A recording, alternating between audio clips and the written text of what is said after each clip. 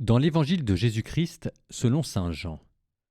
En ce temps-là, Jésus disait à ses disciples : Quand viendra le défenseur que je vous enverrai d'auprès du Père, lui, l'Esprit de vérité qui procède du Père, il rendra témoignage en ma faveur, et vous aussi vous allez rendre témoignage, car vous êtes avec moi depuis le commencement. Je vous parle ainsi pour que vous ne soyez pas scandalisés.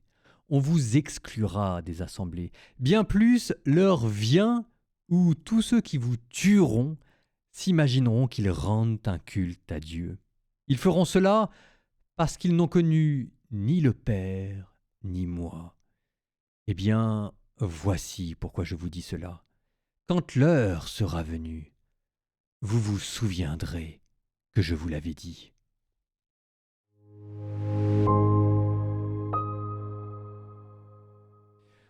On retourne dans le discours d'adieu. Là, on en est au chapitre 15. Bon, chapitre 15, c'est pas mal, hein. On a pas mal progressé. Là, on en est au verset 27.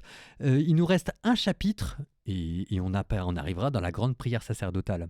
Donc là, au fur et à mesure qu'on progresse, il y a quand même un thème qui va revenir de plus en plus, et c'est l'annonce de l'Esprit Saint. On en a déjà donné un mot, mais ici, on en retrouve un autre. Hein. Quand viendra le défenseur que je vous enverrai d'auprès du Père, lui, l'Esprit de vérité qui procède du Père.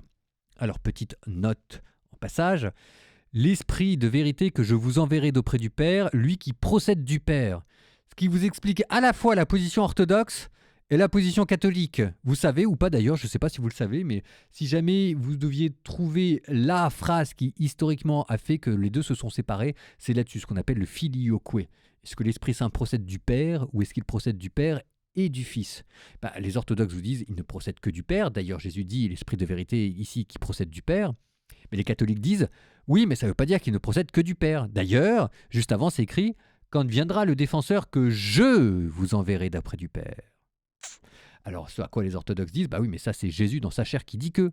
Ce à quoi répondent les orthodoxes, ce à quoi répondent les catholiques, oui, mais la communication des idiomes, ce que Jésus fait dans sa chair, Jésus en tant que fils de Dieu l'assume dans sa divinité. Donc, quoi dire, quoi faire. Alors quand même, ce que je note, c'est que nous, catholiques, on n'est pas toujours clair, hein, parce que l'Esprit Saint procède du Père, d'accord, mais il ne procède pas du Père comme il procède du Fils. On dit qu'il procède activement du Père et passivement du Fils. Ça veut dire quoi exactement? Ça veut dire en fait que c'est l'amour du Père pour le Fils. Et la manière dont Dieu fait procéder l'Esprit Saint de lui, c'est en aimant le Christ, c'est le rayonnement de son amour pour le Christ.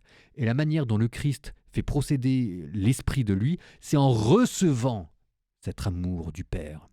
Ce qui n'est pas tout à fait la même chose, et ce qui n'empêche pas d'ailleurs que le Fils aime le Père, mais précisément le Fils aime le Père en se laissant aimer par le Père. Ce qui vous donne, vous d'ailleurs, l'attitude fondamentale du chrétien, qui n'est pas d'abord d'aimer Dieu, mais qui est d'abord de se laisser aimer par Dieu. Et c'est là notre manière de l'aimer.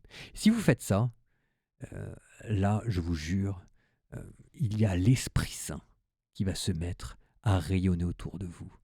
Vous deviendrez saints.